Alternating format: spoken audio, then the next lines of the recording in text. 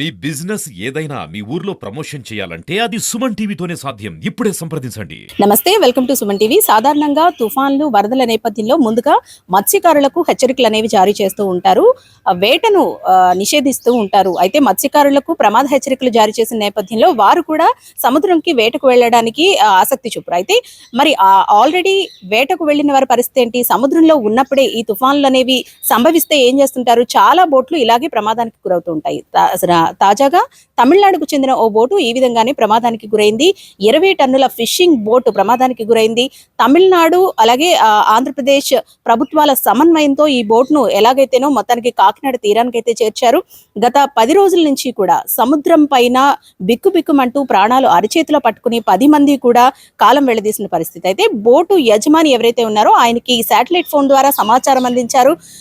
ఆయన తమిళనాడు ప్రభుత్వంతో మాట్లాడి అక్కడ అధికారులను సంప్రదించడం జరిగింది. అయితే తమిళనాడు ప్రభుత్వం ఆంధ్రప్రదేశ్ ప్రభుత్వాన్ని సంప్రదించి వాళ్ల సమన్వయంతో వీళ్ళని రక్షించేందుకు మెరైన్ పోలీసులు అలాగే నావీ రక్షణ దళ సిబ్బంది అంతా కూడా 2 రోజుల పాటు శ్రమించి మొత్తానికి వెళ్ళి తీరానికి తీసుకువచ్చిన పరిస్థితి. చాలా బోట్లు ఈ విధంగానే ప్రమాదానికి గురవుతూ ఉంటాయి. అయితే ఆంధ్రప్రదేశ్ ప్రభుత్వం చొరవ చూపి ముఖ్యంగా కాకినాడ జిల్లా పోలీస్ యంత్రాంగం అలాగే పోర్ట్ అథారిటీ అలాగే నావీ రక్షణ దళ సిబ్బంది అంతా కూడా 2 రోజుల పాటు 48 గంటల పాటు శ్రమించి వీళ్ళని తీరానికి తీసుకువచ్చారు. అయితే వీళ్ళ బోటు కూడా పూర్తిగా ఇంజిన్ చెడిపోవడంతో కాకినాడ తీరానికి 290 కిలోమీటర్ల మేర అలల తాకిడికి కొట్టుకు వచ్చింది.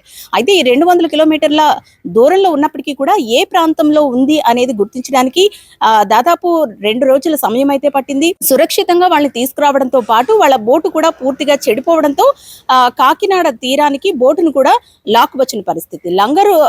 కాకినాడ లంగర్ హౌస్ కి ఈ బోట్ ని తీసుకువచ్చారు. ప్రస్తుతం 10 మంది మత్స్యకారులు కూడా సురక్షితంగా కాకినాడకు అయితే చేరుకోవడం జరిగింది. కాకినాడ పోర్ట్ లోని 10 మంది మత్స్యకారులు ఉన్నారు. అలాగే వీళ్ళ బోట్ను కూడా రిపేర్ చేసి వీళ్ళను తమిళనాడు పంపించేందుకు ప్రయత్నాలు కూడా చేస్తున్నారు.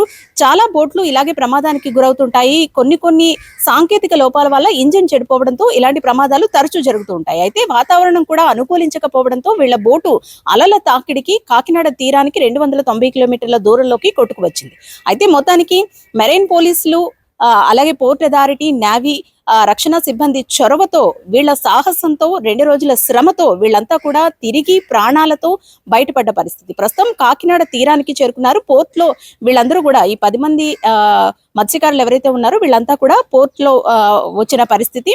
త్వరలోనే వాళ్ళ బోట్ ను కూడా రిపేర్ చేసి వీళ్ళని తమిళనాడు ప్రభుత్వానికి అప్పచెప్తామంటూ కూడా పోర్ట్ అథారిటీ అలాగే మెరైన్ పోలీసులు కూడా చెబుతున్న పరిస్థితి. బోటు ఎక్కడది? చెన్నై అన్న. ఎవరు ఇది? నువ్వు ఓనరు? మా వానది మహాలక్ష్మి ఓనరు. మహాలక్ష్మి గారా? బోటు పేరు మహాలక్ష్మి అన్న. మహాలక్ష్మి ఓనర్. ఇది ఎన్ని టన్నుల బోట్ ఇది? కెపాసిటీ ఉండేదన్న 20 టన్నులు. 20 టన్నుల బోటు. ఎప్పుడు బయలుదేరారు? 23. కస్టమ్స్